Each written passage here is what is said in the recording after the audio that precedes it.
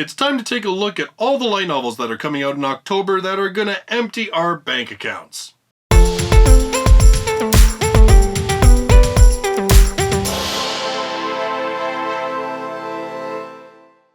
Hello everybody, and welcome to this monthly look at the light novels releasing. This being in the month of October 2018. I am Justice R. Stone, and on this channel I cover all things light novels. I do weekly countdowns of the best-selling titles in Japan. I do news, reviews, and the light novel podcast is posted on this channel as well. So if you like light novels, or maybe you're just starting to get interested in them, you should consider subscribing. Now, if you're new to this series of videos, I'm going to list the dates and what titles come out on those dates. For any brand new number ones, I'll read you the little blurb that they've put as part of the book, just because, of course, I'm not as familiar with the title because I haven't read any of it. Otherwise, I'll just give you some brief thoughts on the other series that have later volumes that are coming out.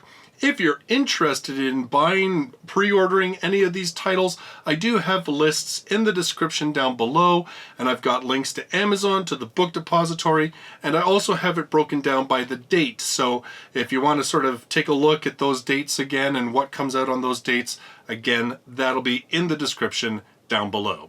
So as has become par for the course, there are a ton of titles coming out in October. So let's just get into it. On October 4th from Genova Club, we have volume number 16 of Invaders of the Rokujouma. This is the series that has a single boy and a whole bunch of girls fighting over a single apartment for a variety of hilarious reasons. And this one's been put out every single month. Genova Club puts out one of these titles. Basically, it's because they actually hired the guy who was doing the fan translation, and so what they're doing is taking his original fan translation, doing some editing, cleaning it up a little bit, and then just putting it out every single month. I've not read more than the first volume of this series, and that would be part of the reason, because it was really easy to kind of fall behind on. I know that it's got a huge fan base, and a lot of you have actually said that it is one of the few series that seems to get better as the volumes come out and as the later volumes come out, and that the story has a lot more depth to it than what you might otherwise think from a somewhat madcap type large harem fantasy, urban fantasy type series. On October 7th from Genova Club, we have volume number 5 of How Not to Summon a Demon Lord. Of course, the series that just finished its anime season, and based on what I was seeing online, it seems like a lot of people were liking this series. I've read the first volume so far, so I've gotten a little bit behind, but I've been thinking about wanting to read a few more because, well, I mean, like I said, a lot of people are really liking the anime, and I liked the first volume well enough. It had some certain promise to it, and I'm not just talking about the way that the elf is built. On October 9th, we have 2 titles coming out. The first one is from Genova Club, and that is volume number 2 of Lazy Dungeon Master. This one an isekai about a boy who is summoned to become, well, the master of a dungeon, and he's incredibly lazy, and basically most of his plans and ideas and thoughts are all aimed at trying to make it so that the dungeon is such a huge success that he really doesn't have to do anything other than sleep. There were goods and bads to the first volume. I'm kind of curious to read the second one just to kind of see how it goes and what kind of progress it makes, because it started off kind of shaky for me, but I will admit that towards the end it definitely showed some promise of having some decent elements. Also on October 9th from Viz, we have Nier Automata, Long Story Short, Volume 1. Experience the world and characters of the hit video game franchise. When alien forces invade with an army of machines, the remnants of humanity must depend on androids of their own design, the placid 2B and the excitable 9S, to survive. Now, as far as I understand it, this particular volume is a novelization of the video game. I know that there's a volume 2. I'm not too sure if that is a continuation of the story of the video game, like they've split the story into two, or if that second volume are like side stories. I'm not too sure. If any of you are familiar with it, let me know in the comments down below. On October 13th from Genova Club, volume number 10 of I Saved Too Many Girls and Caused the Apocalypse. This one about a boy whose bloodline seems to be cursed, that the men, for whatever reason, constantly have to save damsels in distress. They really don't have any kind of special powers or anything. It's just, for whatever reason, fate just keeps having them find themselves in situations where a girl needs to be rescued. And well, the girls fall in love with him and then fight over him, and then, well, if he doesn't fix the situation, it's gonna destroy the world, the universe, reality, you know, just one of those little apocalypse kind of things. I read the first volume of this. I actually really liked the way that in that volume, the structure of it and how it was constructed, it was a little bit more interesting than just sort of the average harem comedy kind of light novel that I expected. Of course, now it's volume 10 and I still have only read volume number 1. If you've been keeping up with this series, I'd love to know your thoughts in the comments down below. On October 15th from Genova Club, we have volume number 11 of Grimgar of Fantasy and Ash. Now this one is a isekai series, but the interesting way that it works is that it's actually a group of individuals who awaken in, well, we assume it's not their world, and they have no memory of who they were before. All they can kind of remember is their name and just some very, very vague kind of recollections. And essentially they're told that this place they've been summoned to, they kind of have two options. They can basically sign up as military personnel to help fight back the monsters and such that threaten humanity, or they can just kind of make their way in a world that they know nothing about. So it's about these group of people sort of acclimating themselves to military life, learning skills and abilities, figuring out how to fight and survive. The first volume, when I read it, it was quite a bit darker than what a number of other isekais were. I felt that the battles were a lot more... it seems odd to call it realistic, but it really did feel like it took a bit more of a measured and realistic approach to these people don't know how to fight, have not been in a situation where their lives count on fighting. What would that fight look like? It looks clumsy and messy and terrifying, and that's what this book captured in that first volume. I actually do have volume 2 on my shelf in the printed volume. I keep saying that I want to read more of it because I liked it. I liked that direction it was taking. If you've been keeping up on this series, let me know your thoughts in the comments down below. On October 16th, this one from 7 Seas, and it is the Boogiepop Omnibus Volume 1, and this is collecting volumes 1 to 3 of the light novel series. An omnibus of Kohei Kadono's first 3 novels that started the hit franchise, a modern classic that sparked the light novel craze in Japan. There is an urban legend about an angel of death that puts those in pain out of their misery. This Shinigami has a name, Boogiepop. When female students start disappearing from Shinyo Academy, everyone assumes the girls have run away. But Kirima Nagi knows something sinister is afoot. Something that might just involve Boogiepop. And an entity even more malevolent. Told in a non-linear fashion that asks the reader to piece together the sequence of events to solve the mysteries alongside the characters, this special omnibus edition contains the first 3 volumes of the Boogiepop novel series, spanning the introduction of the shadowy Towa organization, as well as Boogiepop's epic battle against the creature known as the Imaginator. Now, I read the first volume of this. This is kind of interesting. So 7 Seas published these volumes of Boogiepop back in the early 2000s, back when light novels, sort of the first wave of light novels in English started getting printed, and then they kind of languished for a while, and then just about, well, what, maybe a year or two ago, 7 Seas reissued what they had published of Boogiepop in ebook format. And at that time, it didn't sound like there was going to be any plans to reprint the series in physical copies. Well, now there's a new anime coming out of the Boogiepop series, and I'm thinking that perhaps the ebooks did well because, yes, we are now getting these omnibus volumes. And they're really not kidding. Like, Boogiepop is one of those series that a lot of people point back historically and say that it is sort of the beginning of the modern light novel craze, if you will.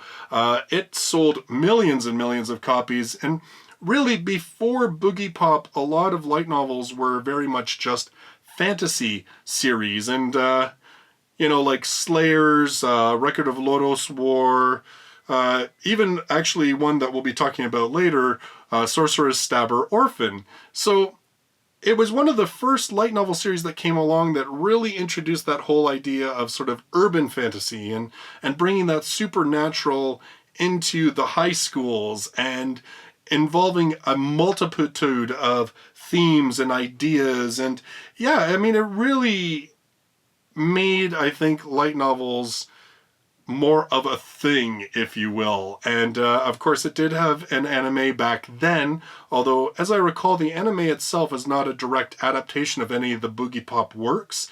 It was kind of based on the idea, and then yeah, it's sort of convoluted. Basically, I believe the anime told an original story, but as part of its backstory, it had flashbacks to some of the events from the first volume of Boogiepop. It was kind of weird, but it'll be interesting to see what the new Boogiepop anime does, if it's more of a direct adaptation of the light novels. I'm thinking it probably will be. Also, on October 16th, we're getting a new series starting, and this one is coming from One Piece Books. And this one is The Reprise of the Spear Hero, Volume Number 1.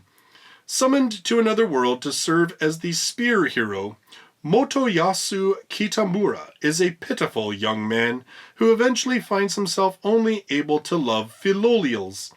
But after being fatally injured in battle, Motoyasu wakes up yet again in the exact circumstances of when he was first summoned. It turns out that his spear possesses an ability known as time reversal. With his stats unaffected by the reset, Motoyasu decides to fight once more. His motivation? To once again see the smile of Philo, the Philolial that he loves more than any other. Could this be considered the start of a new game in God mode? The long-awaited otherworldly redemption fantasy begins.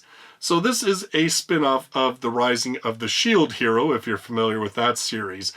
I'm really not too certain how this works, because it really doesn't quite describe how Motoyasu's character was in The Rising of the Shield Hero. So I don't know if it's like a completely alt reality. So it's like, obviously the reality of him being reincarnated or brought back or going through it the second time, obviously that's an alt sort of reality, but it almost sounds like him dying was an alt reality too. I'm not too sure how this works. If any of you kind of have an idea and can share it without spoiling a whole lot, I'd be curious to know in the comments down below.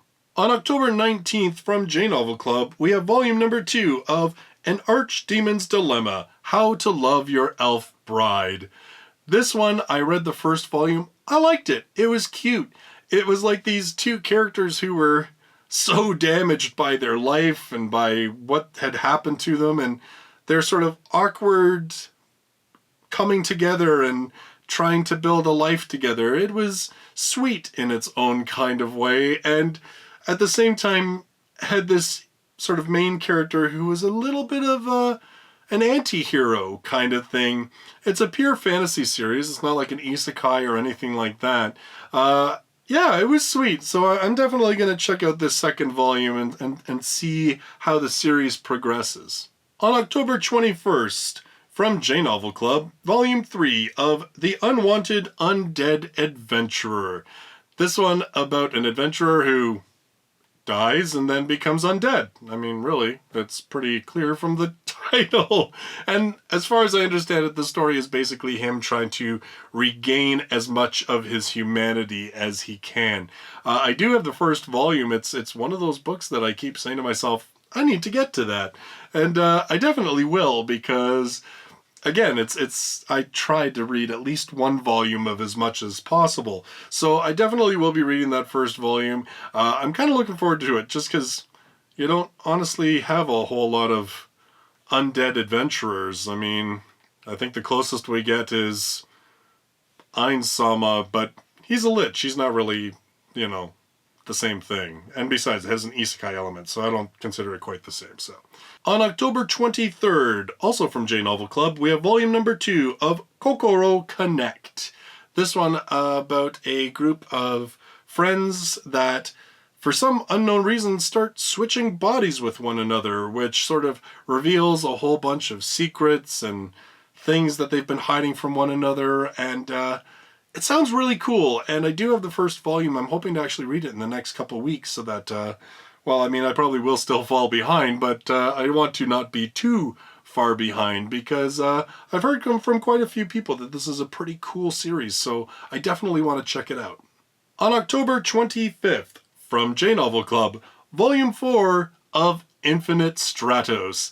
This one set in a world where a new form of mechanized warfare armor can only be worn and operated by women, and so women have come to dominate society, except we now have one hapless young man who is capable, and so he ends up at the training academy surrounded by nothing but girls, and harem hilarity ensues. Like, really, Infinite Stratos is the very prototypical clueless dude who is pursued in a way that is so painfully obvious by all of these girls, and yet remains completely clueless.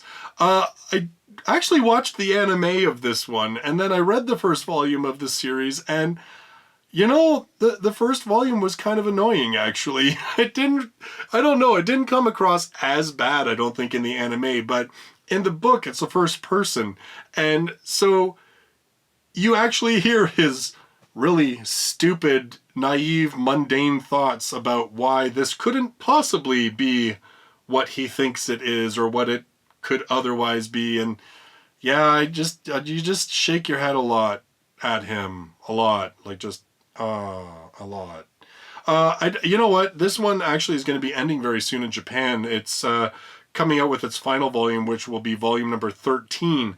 So I really don't know where the story goes. I think the anime covered up, if I recall, somebody said up to volume 7 or 9 maybe. But in any case, there is more material in the novels than there was in the anime. I was always kind of curious about whether the story did something more with it, or whether it really just kind of remained a big just harem rom-com with the clueless male, but I don't know. Have you guys read it? Let me know your thoughts. On October 27th, this one also from J Novel Club. You see a trend here, eh? Volume number 8 of Arifureta. This one, testosterone-fueled revenge fantasy isekai OP main character taking on the world to escape the world because he hates the world, and harem, and yeah, it's got all that kind of stuff. So, I read the first 3 volumes and I liked them. I really did. It's a lot, in a lot of ways, it is that very much guilty pleasure kind of light novel series. And there was a couple times in the 3rd volume that I was kind of like, ooh, Hajime, like, you're going just a little far there, dude. Like, yeah. But, so I don't know how it gets from there, but it is a series that I keep thinking I'd like to get back to. It's actually going to have an anime that comes out next year, in 2019, so I'd like to be a little bit more caught up on the series so that maybe I can watch the anime without having any light novel spoilers. On October 29th, from J Novel Club, we have volume number 2 of Sorceress Stabber Orphen.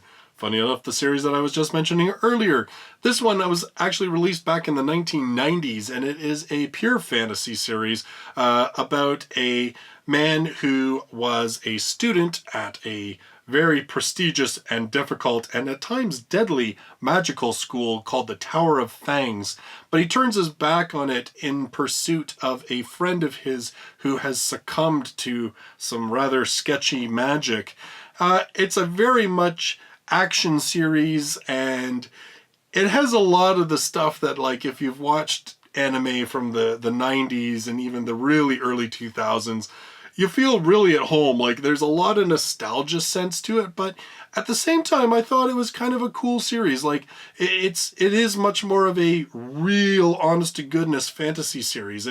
Because it's written in the 1990s, it doesn't involve the elements of gaming that we've had sort of even wiggle their way into pure fantasy light novels that we get now. Like, there isn't really this leveling up. Characters don't have some magic status window that they use to maintain their stats and all that kind of, like, that doesn't happen. You just practice, get stronger. Like, it's that real old school fantasy type of leveling up kind of thing. And I liked it. It was funny how in some ways it felt nostalgic, but in some way, because of the similarities of a lot of the light novels we have right now, it almost felt a little fresh at the same time.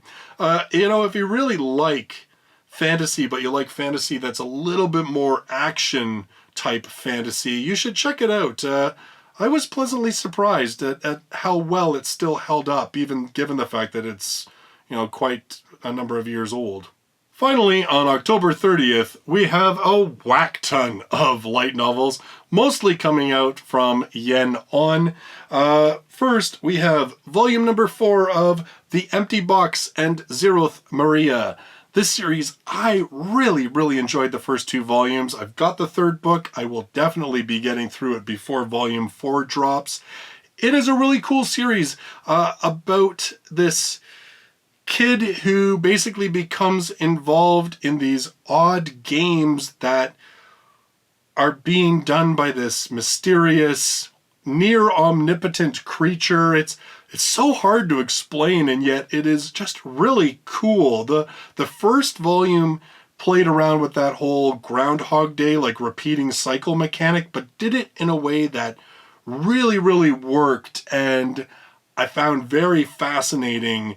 And the second one was really good too. I wouldn't say it was quite as good as the first one, but definitely I really enjoyed it. So I'm looking forward to checking out volume number 3, and I will be most certainly reading volume number 4.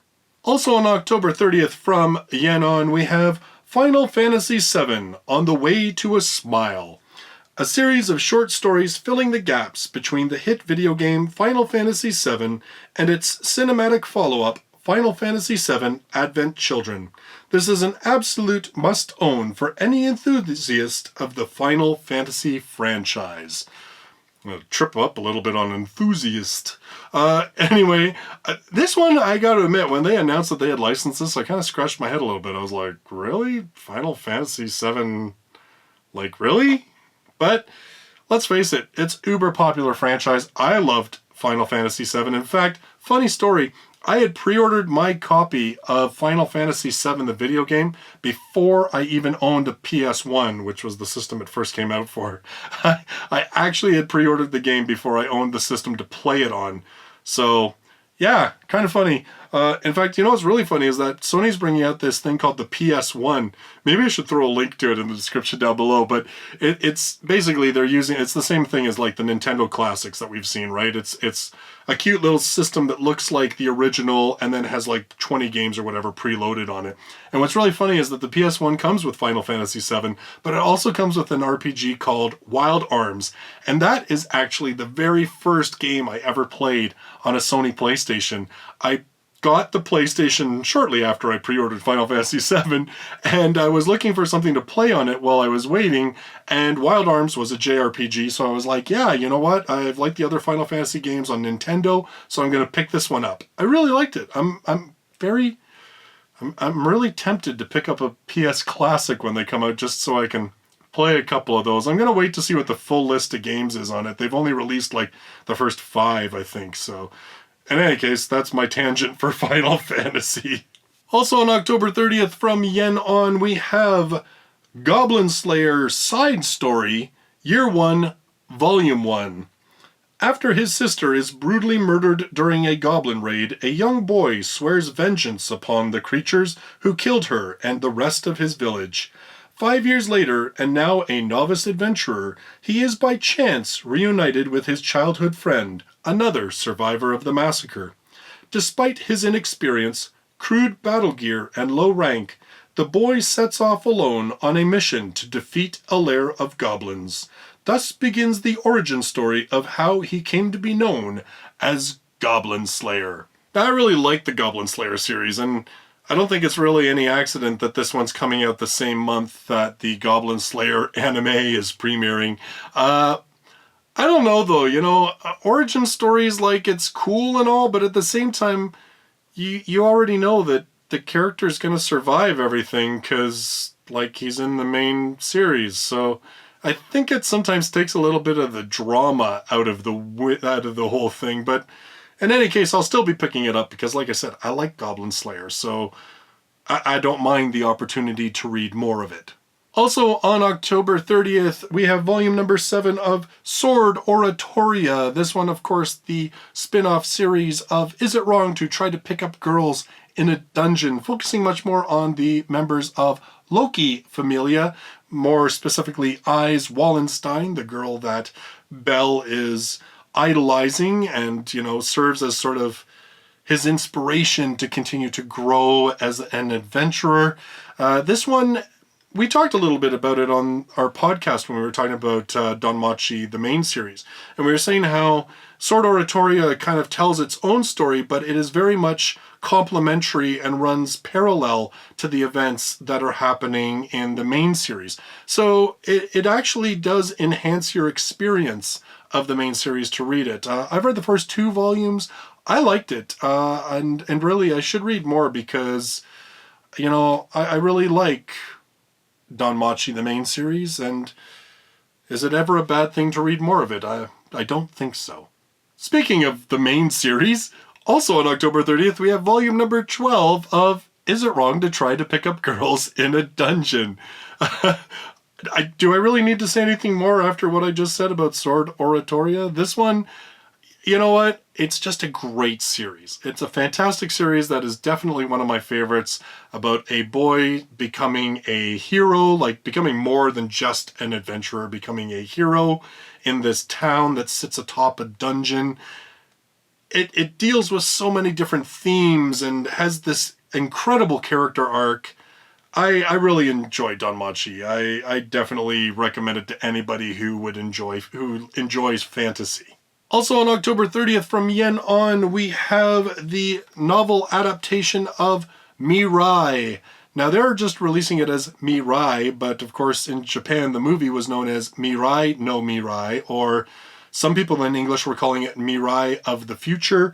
This one, Little Kun isn't too happy about the latest addition to his family. With the arrival of a new baby sister in the house, he worries his parents may not love him as much as they used to. But when a teenage girl shows up and tells Kun that she is his sister from the future, it may be that there's more to this new relationship than Kun ever could have dreamed. I'm actually really looking forward to checking this one out because this novel it dominated the top 10 bestsellers list of light novels in Japan. For months that novel was on there, and at certain points there was actually 2 different editions of it on the list at the same time. So man, like I just want to check it out because obviously it was just a really popular story, and we're actually getting the movie as well. I think it's releasing theatrically in November, if I recall. So maybe I should pick up the book and read it quick so that I can go and check out the movie when it comes out. Also on October 30th, in the category of I'll Believe It When I See It, volume number 7 of No Game, No Life. This one has been delayed I don't know how many times. Like, it's ridiculous how many times volume 7 of No Game, No Life has been delayed. This one about the brother and sister who are summoned to another world where all things are determined by the outcome of games. I really like this series, and it's funny, there's part of me, like volume 6 was by far the best volume of the series. I almost feel like they delayed this one so long so we would forget how good Volume 6 was, because I don't think Volume 7 is going to live up to it. That's my personal theory. I also think it's partly because Yu Kamiya, who writes No Game, No Life, he's got a number of health problems, and apparently I guess there's other issues or whatever. Anyway, his output's pretty slow, so I kind of think like they sort of held back to delay it so that they can extend this thing. I really don't know. To be honest, even those theories don't exactly explain why this thing's been delayed. I think it's got to be well over a year and a half now. So, I don't know. Like I said, I'll believe it when I see it. I have read all 6 of the previous volumes. I actually really like the series, so I'm hoping it comes out, and I'll definitely read it if it does. Also on October 30th, we have volume number 8 of ReZero, Starting Life in Another World. Story about Subaru, who is summoned to another world, and the only ability he has is that when he dies, he awakens at a time in the past that he has zero control over setting.